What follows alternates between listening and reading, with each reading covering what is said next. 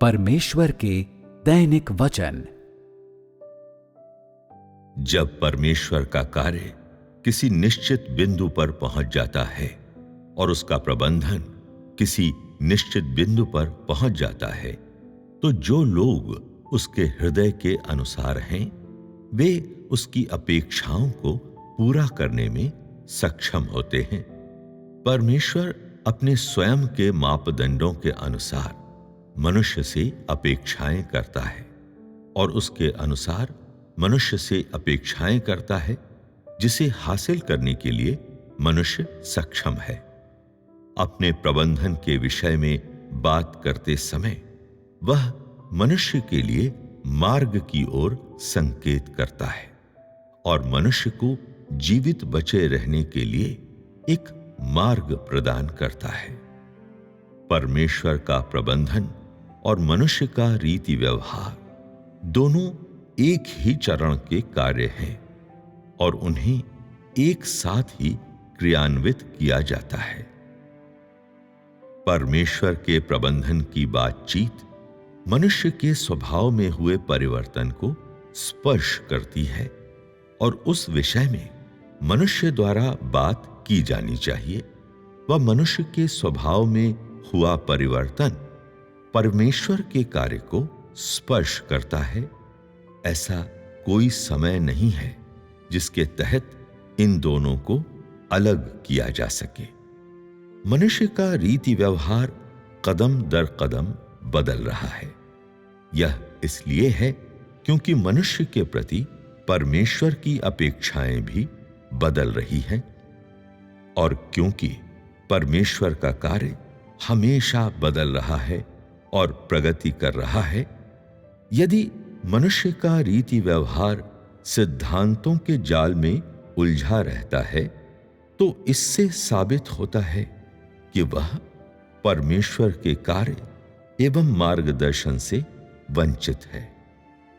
यदि मनुष्य का रीति व्यवहार कभी नहीं बदलता है या गहराई में नहीं जाता है, तो इससे साबित होता है कि मनुष्य के रीति व्यवहार को मनुष्य की इच्छानुसार क्रियान्वित किया गया है और यह सत्य का अभ्यास नहीं है। यदि मनुष्य के पास कोई मार्ग नहीं है जिस पर वह कदम रखे, तो वह पहले ही से शैतान के हाथों में पड़ चुका है और उसे शैतान के द्वारा नियंत्रित किया गया है, जिसका अर्थ है कि उसे दुष्ट आत्मा के द्वारा नियंत्रित किया गया है। यदि मनुष्य का रीति व्यवहार अधिक गहराई में नहीं जाता है, तो परमेश्वर का कार्य विकास नहीं करेगा और यदि परमेश्वर के कार्य में कोई बदलाव नहीं होता है, तो मनुष्य का प्रवेश एक ठहराव की ओर आ जाएगा। ये अपरिहार्य है।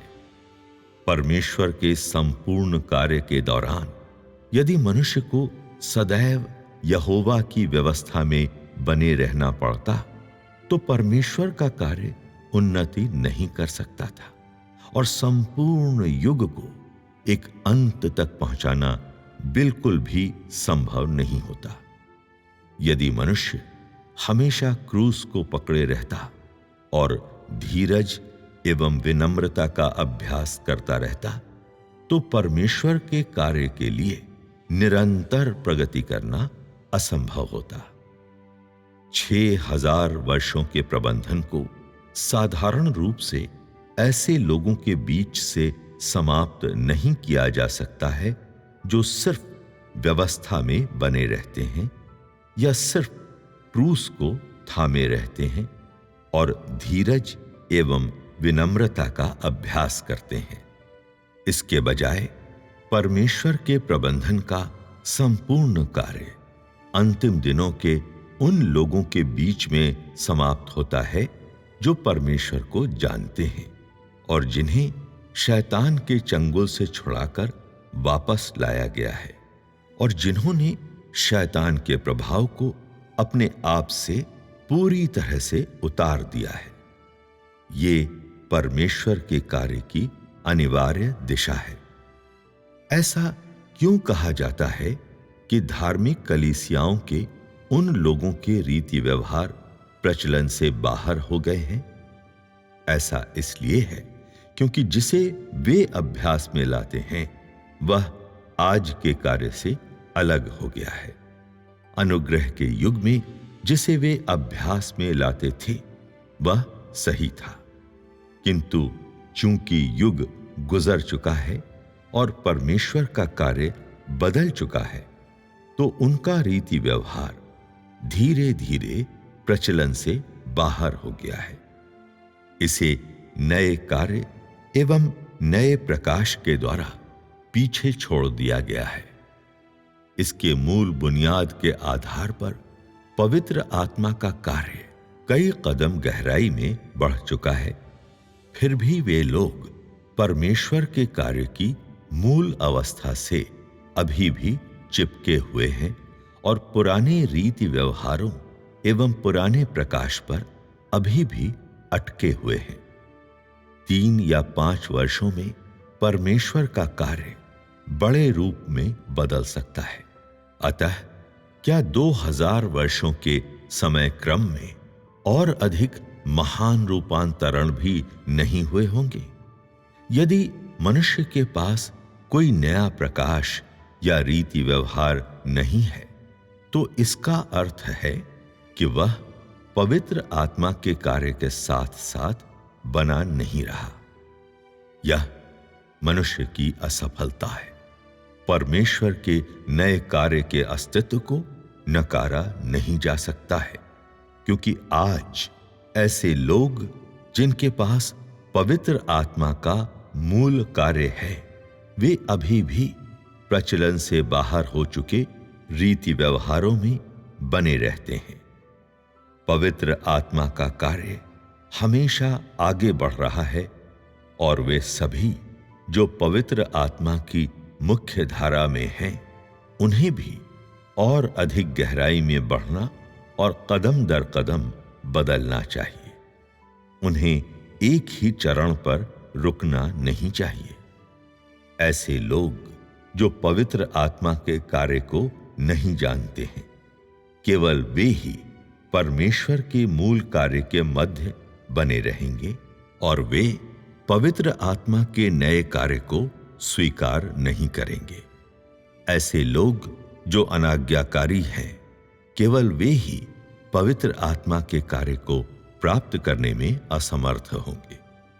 यदि मनुष्य का रीति व्यवहार पवित्र आत्मा के नए कार्य के साथ कदम से कदम मिलाकर नहीं चलता है, तो मनुष्य के रीति व्यवहार को निश्चित रूप से आज के कार्य से हानि पहुंचती है और यह निश्चित रूप से आज के कार्य के अनुरूप नहीं है। ऐसे पुराने लोग साधारण तौर पर परमेश्वर की इच्छा को पूरा करने में असमर्थ होते हैं और वे ऐसे अंतिम लोग तो बिल्कुल भी नहीं बन सकते हैं जो परमेश्वर की गवाही देने के लिए खड़े होंगे। इसके अतिरिक्त संपूर्ण प्रबंधकीय कार्य को ऐसे लोगों के समूह के बीच में समाप्त नहीं किया जा सकता है, क्योंकि वे लोग जिन्होंने एक समय यहोवा की व्यवस्था को थामा था और वे लोग जिन्होंने क्रूस के दुख को सहा था, यदि वे अंतिम दिनों के कार्य के चरण को स्वीकार नहीं कर सकते हैं, तो जो कुछ भी उन्होंने किया था वह सब बेकार एवं व्यर्थ होगा। पवित्र आत्मा के कार्य की अत्यंत स्पष्ट अभिव्यक्ति इस स्थान एवं इस समय को सम्मिलित करने में है और अतीत से चिपके रहना नहीं है। ऐसे लोग जो आज के कार्य के साथ साथ बने नहीं रहते हैं और जो आज के रीति व्यवहार से अलग हो गए हैं, ये ऐसे लोग हैं जो विरोध करते हैं और पवित्र आत्मा के कार्य को स्वीकार नहीं करते हैं। ऐसे लोग परमेश्वर के वर्तमान कार्य की अवहेलना करते हैं। यद्यपि वे अतीत के प्रकाश को पकड़े रहते हैं, फिर भी इसका अर्थ यह नहीं है कि इसका इनकार करना संभव है कि वे पवित्र आत्मा के कार्य नहीं जानते हैं। मनुष्य के रीति व्यवहार में परिवर्तनों के विषय में भूतकाल एवं वर्तमान के बीच के रीति व्यवहार की भिन्नताओं के विषय में पूर्वकालीन युग के दौरान किस प्रकार अभ्यास किया जाता था इसके विषय में और इसे आज किस प्रकार किया जाता है इसके विषय में यह सब बातचीत क्यों की गई है। मनुष्य के रीति व्यवहार में ऐसे विभाजन के विषय में हमेशा बात की जाती है क्योंकि पवित्र आत्मा का कार्य लगातार आगे बढ़ रहा है और इस प्रकार मनुष्य के रीति व्यवहार से अपेक्षा की जाती है कि वह निरंतर बदलता रहे। यदि मनुष्य एक ही अवस्था में चिपका रहता है तो इससे प्रमाणित होता है कि वह परमेश्वर के कार्य एवं नए प्रकाश के साथ साथ बने रहने में असमर्थ है। इससे यह प्रमाणित नहीं होता है कि प्रबंधन की परमेश्वर की योजना परिवर्तित नहीं हुई है। ऐसे लोग जो पवित्र आत्मा की मुख्य धारा के बाहर हैं, वे सदैव सोचते हैं कि वे सही हैं, किंतु वास्तव में उसके भीतर परमेश्वर का कार्य बहुत पहले ही रुक गया था और पवित्र आत्मा का कार्य उनमें अनुपस्थित है। परमेश्वर का कार्य बहुत पहले ही लोगों के एक अन्य समूह को हस्तांतरित हो चुका था, ऐसा समूह जिस पर उसने अपने नए कार्य को पूरा करने का इरादा किया है। क्योंकि ऐसे लोग जो किसी धर्म में हैं, वे परमेश्वर के नए कार्य को स्वीकार करने में असमर्थ हैं और वे केवल भूतकाल के पुराने कार्य को ही थामे रहते हैं। इस प्रकार परमेश्वर ने इन लोगों को छोड़ दिया है और उन लोगों पर अपना कार्य करता है जो उसके नए कार्य को स्वीकार करते हैं। ये ऐसे लोग हैं जो उसके नए कार्य में उसका सहयोग करते हैं और केवल इसी रीति से ही उसके प्रबंधन को पूरा किया जा सकता है। परमेश्वर का प्रबंधन सदैव आगे बढ़ रहा है तथा मनुष्य का रीति व्यवहार हमेशा से ऊंचा हो रहा है। परमेश्वर सदैव कार्य कर रहा है और मनुष्य हमेशा अभावग्रस्त होता है। कुछ इस तरह कि दोनों अपने शिरोबिंदु पर पहुंचते हैं। परमेश्वर एवं मनुष्य संपूर्ण एकता में है। यह परमेश्वर के कार्य की पूर्णता की अभिव्यक्ति है और यह परमेश्वर के संपूर्ण प्रबंधन का अंतिम परिणाम है।